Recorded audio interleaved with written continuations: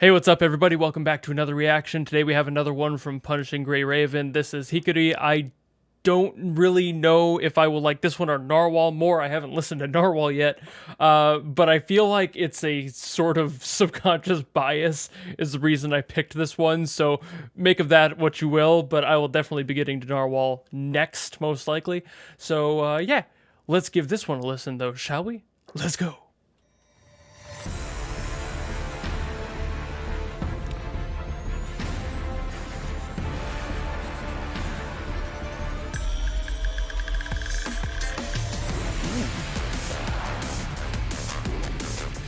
All right.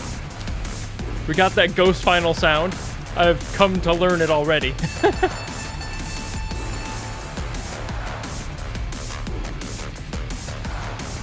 I love this like cyberpunk tech like edge to these songs. Woo.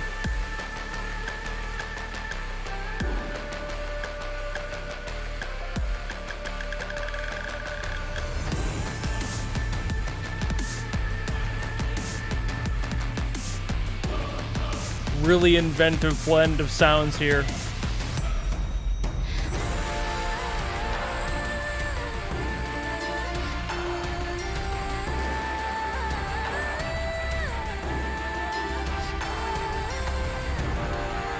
God, this sounds so epic, but so futuristic.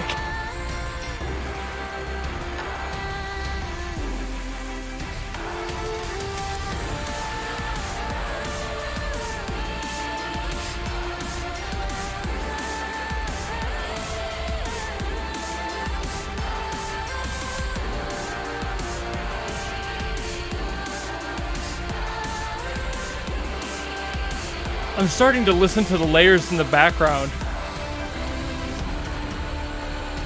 There's a lot happening here. A lot of blending.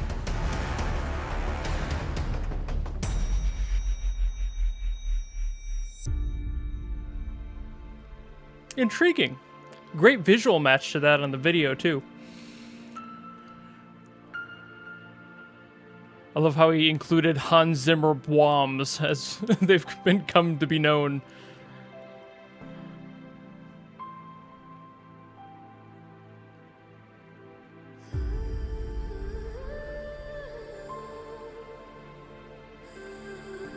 Beautiful way to soften out the end.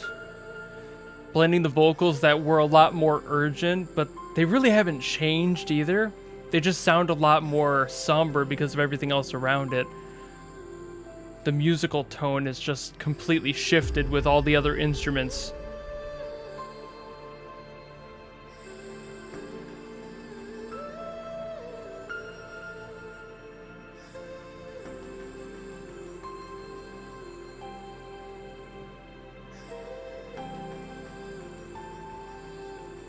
All right. That was... okay.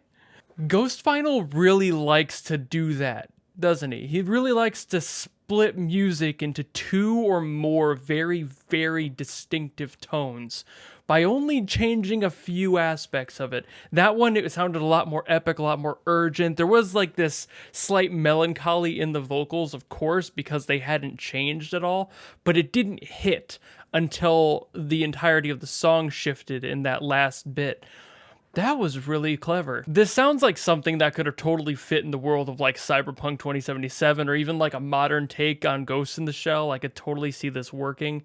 It's just one of those songs where it meets elements from different generations so perfectly in the center, where it's like, okay, you got these elements that are known to be kind of more futuristic and cyberpunky, like the drum and bass and all the synth stuff happening, but then you have the strings and all of the brass that's just really rooting things down and making it feel a little bit more timeless. And that's those sorts of elements that I really like when people start messing with them and they don't stick to just one or just the other, and finding a happy middle ground for them to just coexist is something that I've always loved and I talk about a lot on these videos. So now I understand why people really wanted me to listen to this one, especially after Lamia and after Scarlet from Girls Frontline, that of course are both GhostFinal's work.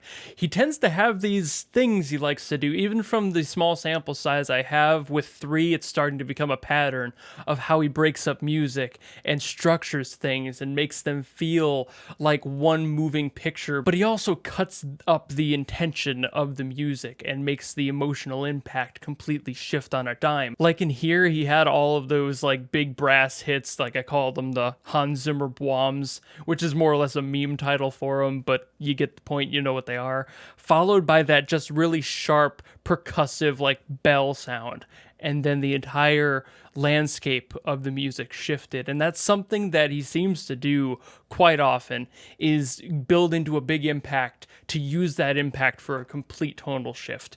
And I appreciate that from a compositional standpoint. It's something that leaves a lot of impact on the mind and on the ear. So it's these sorts of concepts that makes every composer stand out. They always have those little languages. It's like an art style. Your favorite artist never draws it the same way as somebody else. Even if they used a different artist as inspiration, it'll always have a little bit of their own flavor in it, and it can be adjusted and it molds into its own over time.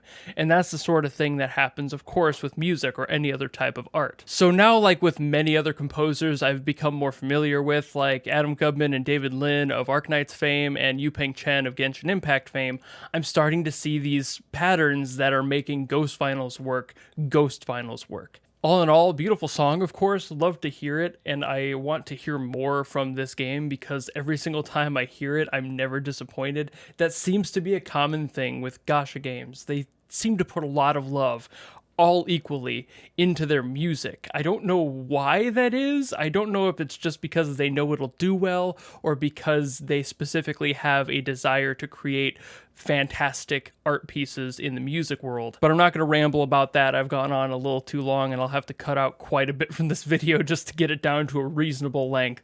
So thank you all so very much for watching. If you like what you see and you want to see more of it and you want to support me, you know how to do that. And I will see you all in the next video. Goodbye!